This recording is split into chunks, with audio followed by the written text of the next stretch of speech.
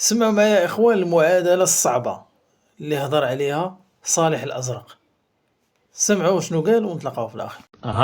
الجزائر متخوفة من قلنا أخي صالح الأزرق مناش متخوف الجزائر؟ مصالحة تونسية مغربية أكثر من تخوفها من تطبيع بين تونس والمحتل الصهيوني.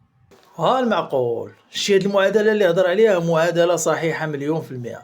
الشي الجزائر خايفة تونس والمغرب يتصالحوا وما عندهاش مشكل تونس تطبع مع إسرائيل، لأنني قلت لكم مرارا وتكرارا التطبيع الوحيد اللي ضده الجزائر هو تطبيع المغرب.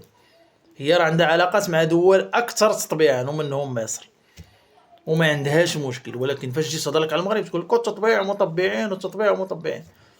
الجزائر قداش ما خسرت شي دول دابا راهم تيخسروا، بحال خسرت روسيا وخسرت الصين، قداش ما بعدوا عليها غتبقى في عزله، وهكا غتبقاو، هكا غتبقى الجزائر في عزله وغتبقى مكروهه في العالم لانكم نتوما قلبتوا عليها. سد